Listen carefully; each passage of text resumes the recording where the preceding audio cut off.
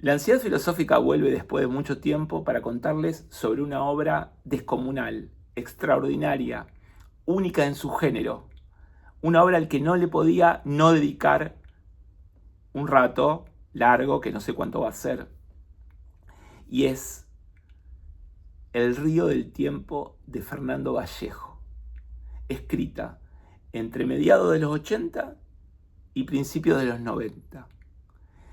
Ustedes sabrán que Fernando Vallejo es un personaje muy controvertido, con opiniones que distan de ser políticamente correctas, pero acá lo que importa no son las opiniones de Vallejo, sino cómo escribe Vallejo, cómo cuenta su propia historia, porque El río del tiempo es una especie de autobiografía dividida en 5 volúmenes, que los tengo por supuesto acá: Los días azules, en orden, de 1985, El fuego secreto, de 1987, Los caminos a Roma, de 1988, Años de indulgencia, de 1989, y el último que acabo de terminar, Entre fantasmas, de 1993.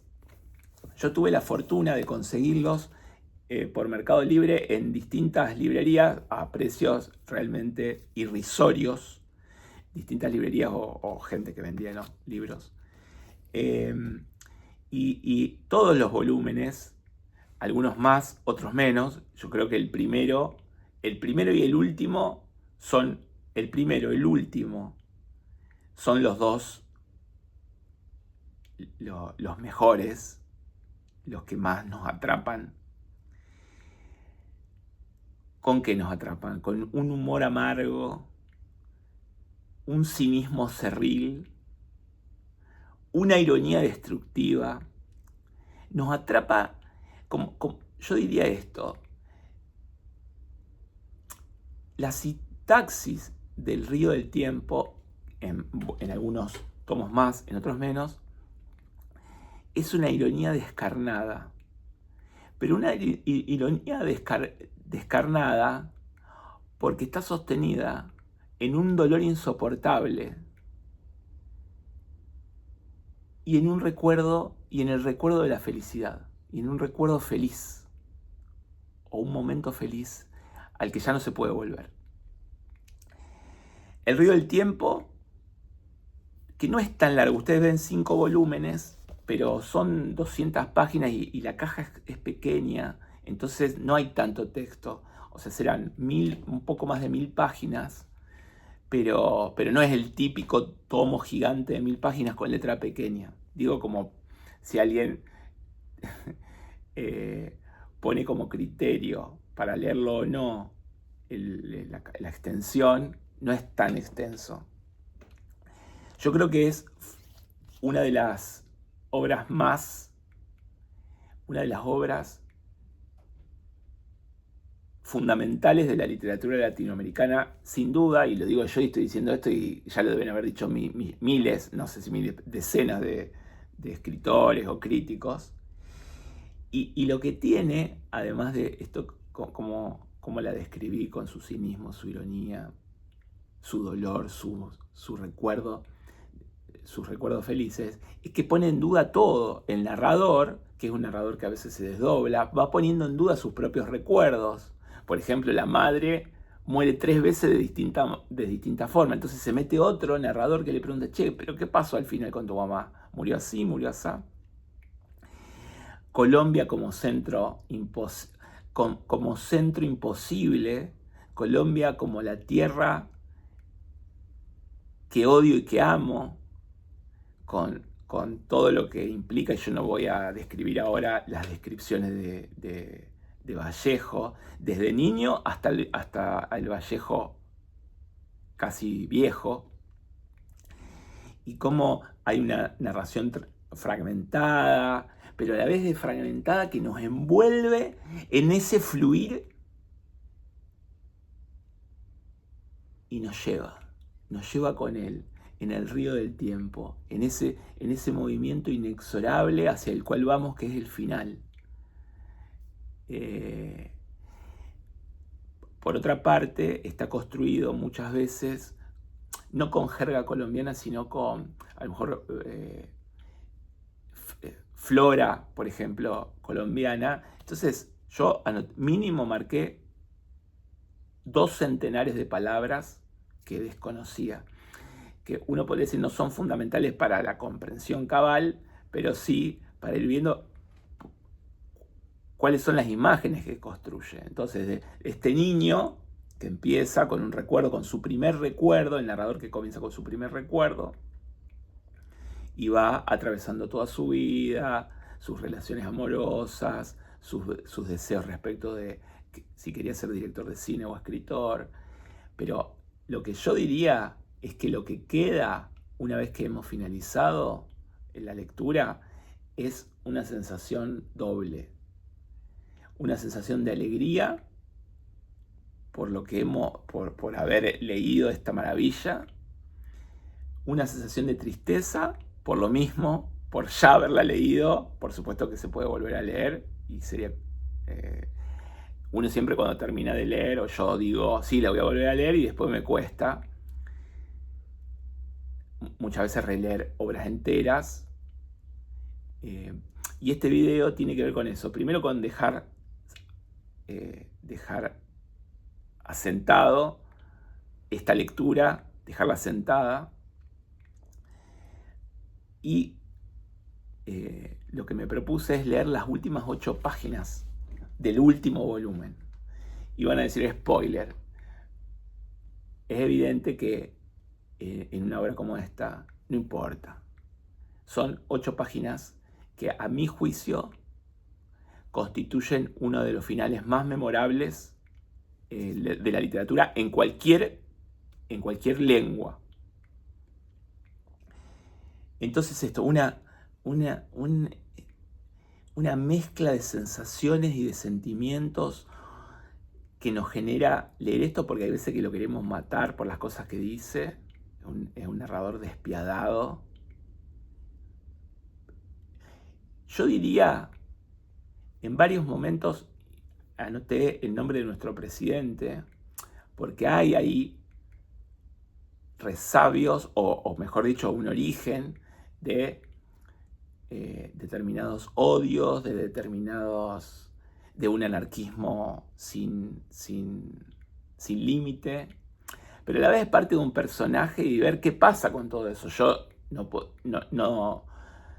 no podría adjudicarle a Vallejo ese tipo de las opiniones del narrador, aunque él mismo las tiene cuando da sus entrevistas, que no voy a adelantarlas, pero despiadadas, encarnizadas con algunos sectores de la sociedad con los que en general la cultura no se encarniza. Así que bueno, es un mundo, El río del tiempo es un mundo hecho con retazos, hecho con palabras, hecho de recuerdos, y se va moviendo como si fuéramos efectivamente en un río que nos lleva, que nos conduce a un lugar y a otro, como si estuviéramos, no quiero decir haciendo la plancha, porque es una expresión que suena a no hacer nada, pero como si nos dejáramos llevar por él. Pero no nos ahogamos, nunca nos ahogamos, sino que nos lleva y nos conduce por parajes desconocidos, por sensaciones ignotas, y eso es, en primera instancia es una fiesta de palabras, un río de palabras que en muchas ocasiones van construyendo un sentido, y ese sentido es feliz y triste al mismo tiempo, es despiadado y generoso a la vez. Así que bueno, con esta introducción voy a leer las últimas 8 páginas, porque además, como me gusta, tengo ese impulso a compartirla después, si no vuelvo loco a un montón de gente, a mi novia, a mis amigos, que les mando mensajes con lecturas interminables. Entonces dejo acá una grabación, un registro de las últimas, decidí que fueran las últimas 8, editados por Alfaguara. Conseguí todas las primeras ediciones, increíblemente. Así que ahora siguen estando en Mercado Libre, pero bueno, las mejores, las más económicas y en mejores condiciones, además están bárbaras, no, ya las tengo yo. Bueno, voy a leer lentamente, o no tan lentamente, pero que se entienda. Y las referencias, si hay nombres que no entienden, o por ejemplo aparecen los días azules, que bueno, ya dije que era el primer tomo, etc. Está volviendo Vallejo en su vejez a Medellín, a Colombia. Con estos hijos de puta, sus hijos, me recibí a Colombia. Colombia, la irredenta, que cambiaba y no cambiaba, que se transformaba pero que seguía igual. Los países somos como los cristianos, aferrados a nosotros mismos, no cambiamos. Y nos arrastra hacia el hueco de culos el ancestro. Pobre Colombia, pobre mi Colombia. Y aquí sigo en este carromato bajando la curva, de curva en curva a Medellín, cargando con mi pasado siempre presente. ¿Cuánto lleva la humanidad creyendo que se puede regresar? Desde Ulises es un viejo y necio error. No se puede regresar. Uno regresa en el espacio, pero no en el tiempo. Y el que regresa es otro. Brujita, era la perra. Brujita, te prometí llevarte un día a Medellín a conocer el cielo, pero con los años el cielo se me ha ido juntando con los infiernos, y en esta varaunda ya no distingo a Dios del diablo. ¿Y qué? Lo mismo da, que sean peras o manzanas. Son teologías, demonologías, arterias jesuíticas. Arriba entre coros celestiales o abajo al lado de Sartre, la eternidad se me hace igual de eternamente aburrida. Tal vez no he puesto mucho de mi parte o no ha puesto un poquito de su parte el mundo. Pero este negocio, padre, no funcionó. Empieza uno perdiendo la fe y acaba perdiendo la esperanza. Sin la esperanza de una esperanza, girando el mundo, girando al techo, me acomete a ratos el mismo deshacimiento de las cosas humanas que enfermó mi abuela. Jamás fue Raquelita a un baile ni vi una película. ¿Me lo pueden creer? Se murió creyendo en Dios, pero negando el cine, lo cual en mi opinión está bien. El cine es más falso que la novela. Y aquí me tienen espantando los recuerdos importunos de los muertos como moscas. Con incienso se van, lo cual quiere decir que son agentes oficiosos de Satanás. Y en tanto viene la muerte a apagarme el tinnitus en la paz de la nada, le sigo poniendo el espejo a la luna para que se refleje, y que el espejo a su vez se refleje en ella y se rebote en la imagen, hasta que yendo y viniendo, de arriba a abajo, yendo y viniendo, de tanto ir y venir, la luz se apague y desista, se canse, se harte. ¿Y si en vez del cuarto oscuro, a pleno sol en una playa de palmeras? En uno u otro, pero no en los dos, porque nadie se suicida dos veces, señorita. Escoja y pague, y que pase el próximo paciente. Mas si el tiempo probioso pasó por Santa Anita, que es su lugar, la residencia infantil, con borrón y cuenta nueva, haciendo estragos, en el barrio de Boston me he recibido con una de sus jugarretas más burlonas. No lo ha tocado. Le ha soplado simplemente encima polvo y años.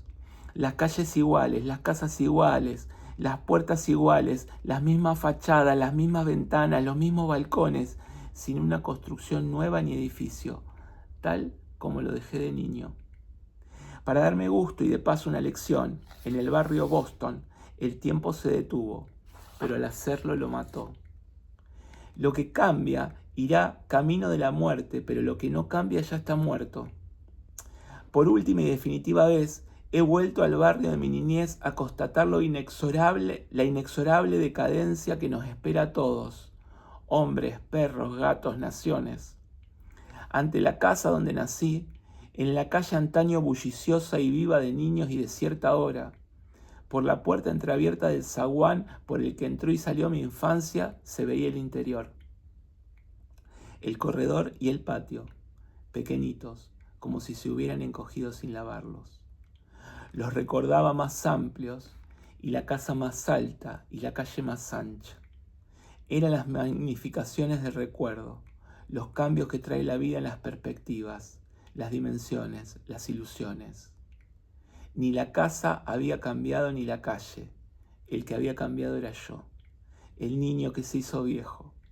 Viejo como las baldosas del patio, desvaídas, deslucidas, y la sinrazón, y el sinsabor, y el desconsuelo, y lo que pudo haber sido y no fue.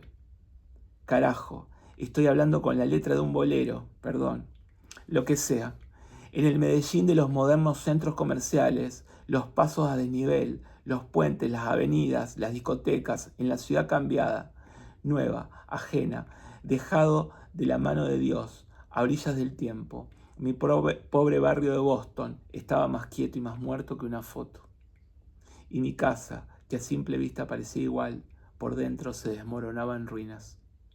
Eran las ruinas interiores, las que se sienten con el alma aunque con los ojos no se ven. Si no entro pronto a morir, esta casa se muere antes que yo. Entonces quise llamar para preguntar una cosa y rogar otra. Si aún vivían en las tapias de la casa los alacranes y que me dejaran pasar a morirme. ¿No será la máxima obra de caridad dejar entrar a morir al moribundo? ¿Y quién se encarta con un cadáver, con otro más? Con más de los que habemos, como diría Echeverría, el honesto expresidente. Si aquí abajo ya no cabemos, sobre mi viejo barrio de Boston ya no soplaba la felicidad, soplaba la desdicha. Palabras ininteligibles, decía el viento. De tejas abajo, de puertas adentro, con la conciencia desmantelada, sin la luz de un foco, en el aquí que no sé es dónde y en el ahora que no sé es cuándo. Me pregunto si no regresé a Medellín, a la casa donde nací y donde transcurrió mi infancia, a reunir los últimos restos del naufragio. ¿Para que juntos se acabaran de hundir mejor? Para lo que resta, si es que resta, cuando diga aquí, es el país de la y se va, de la chambonería y la obra mal hecha, dejada a medias, deshonesta, donde los puestos públicos son cotos de casa por donde el que pasa, si es que pasa, pasa pero dando mordida o coima. Ahí te dejo, Peñaranda, en el escritorio, en el cajón, plata para las cosmimas de mi entierro. No le des más, no les des más de la cuenta a estos hijos de su pelona. A la hora canónica de vísperas, cuando el sol se pone afuera, he entrado en la catedral. Ya la luz se apaga en los vitrales. Es el último sol, el de los tiempos idos. En el ábside del cabildo, diáconos y subdiáconos, prelados con jurisdicción, obispos de primera silla, cantan su oficio de tinieblas. En las vastas naves nadie, solo yo, vacía la catedral de la Grey insulsa. ¿Será que en esta ciudad de mercaderes que desertó de Dios yo seré el último? Fiel a mí mismo y a mi necesidad irredenta, siempre a la antepenúltima moda, yo seré el último, claro que sí. Y me pienso morir con los vencidos, que Medellín se muera como quiera, invadido por la chusma, hincado ante los capos, los nuevos ricos, que a falta de eternidad le pueden dar un sueño de riquezas, otro embeleco. Somnolientos arrastran los oficiantes sus liturgias, se rebotan de banda en banda sus antífonas. ¿A quién le cantarán? ¿A quién le dirigirán sus ruegos si no hay nadie? De súbito callaron las voces en el coro y vi las sillerías desiertas. Se habían ido sin anunciar, sigilosos, como sombras. Y se quedaron sus latines, empolvados, resonando en la penumbra, reverberando, en el polvo del último rayo del sol que moría en los vitrales. Entonces me desdoblé y me fui yendo hacia arriba, hacia las altas bóvedas, las anchas naves por el vasto ámbito, hasta que me pude ver y dominar la catedral entera, llena del vacío inmenso de Dios. ¿Qué hacía en esa iglesia desierta de una ciudad ajena ese viejo forastero? ¿Con qué objeto había venido? ¿Quién lo había traído? Abriéndose paso por la penumbra, un nombre le iluminó la conciencia a raudales. Raquel Pisano, que decía forastero, no extranjero, Claro, Raquel Pisano, la abuela. Entonces vi desde lo alto al viejo arrodillado, pequeñito, allá abajo, la cabeza vencida contra el respaldo de la banca delantera, ocultándola entre los brazos para que nadie pudiera saber que lloraba. ¿Y quién lo iba a saber, viejo decrépito? El viejo se levantó, se limpió la turbidez de los ojos, desanduvo la catedral y saliendo de la catedral entró en la oscuridad de afuera. Sus pasos, mis pasos, lo fueron llevando. Me fueron llevando por el camino archisabido, cruzando el parque, hacia el Café Miami. No lo encontró. Hacía años y años que lo arrasó un incendio. Para toda la eternidad. Por la carretera de Santa Anita a Sabaneta, en las caminatas de las noches de diciembre se sentía palpitar el universo. Las estrellas fulgían en la oscuridad del cielo nítidas, pesando sin atenuaciones sobre los destinos humanos. Solíamos salir a ver pesebres que en unos lados se llaman nacimientos y en otros belenes, atomizados como nos dejaron de la España grande que fuimos en paisitos, pues los pesebres se hacían en Antioquia, con papel encerado para que pegara el musgo y en pendiente, pues Antioquia o Antioquía es una pendiente con 100 pueblos encaramados en las montañas y arribita en lo más alto de la montaña se pone la pesebrera para que nazca el niño Dios. Había pesebres tan grandes que ocupaban los 2 cuartos de la casa, de la humilde casita campesina, los 2 enteros. Se saldrían sus moradores a dormir a la intemperie con las vacas para que cupiera el pesebre, y en el pesebre tantas ovejas y carritos y pastores, y hasta un león, como lo oyen, un león en Galilea, y una plaza con su iglesia y casas, y un lago que era un cristal, que era un espejo en el que nadaban los patos quietos, y las casas de las plazas iluminadas con foquitos de colores por dentro, tan alumbradas como en las noches está alumbrada Antioquía, a la que le sobran electricidad y cascadas, despeñándose juguetonas sobre los 100 pueblos. Frente a la bomba de gasolina o gasolinera de un paraje que se llama Bombay, está una casita de las que he dicho, con un pesebre de los que he dicho, pero el más espléndido. Uno como ese en ningún otro rincón de la Vía Láctea. A través de los barrotes de la ventana de par en par abierta para el que pasara se detuviera en el corredor a ver, a admirar. Estamos mis hermanos y yo viendo, admirando. Mis hermanos y mis tíos y mis primos y ese familión enorme que me llovió del cielo, excepto los abuelos, que se quedaron en Santa Anita, rezando una novena o oyendo una radionovela. Entonces, como por el milagro de San Nicolás de Tolentino, de la lámpara de Aladino, de sopetón el cuarto se vació de pesebre y vi en su lugar, escribiendo en un escritorio negro, a un viejo. Y una perra negra a su lado, esbelta, grande, hermosa, cuidándolo. Y el niño, que desde afuera se veía adentro viejo, musitó el nombre. Bruja. Eso, bruja, eres tú. Ni en los barcos de Ulises, ni en los aviones nuestros, que solo llevan al mísero presente, en la escoba de una bruja. Solo se puede emprender el retorno a los tiempos felices en la escoba de una bruja, volando entre gallinazos y globos encendidos sobre la limpidez del paisaje y siguiendo el río, pero a contracorriente, negándolo. Solo así, y así te he llevado, brujita, a Medellín, volando por el cielo de los días azules. A ese volumen o capítulo de este mamotreto le puse ese título para significar los tiempos felices de la niñez. La mía, pues para mí no hay otra común, no hay más muerte que la propia. En Medellín, en la finca Santa Anita, oyéndole a los cuentos de brujas a la abuela. Pero ¿será que de veras existen en este mundo las brujas? Voy a contestar como contestaba la vieja sabiduría de Antioquía, que las hay, pero no hay que creer en ellas. Cosa que no entiendo, porque ¿por qué no puede uno creer en ellas? Yo sí creo, y en la felicidad también creo.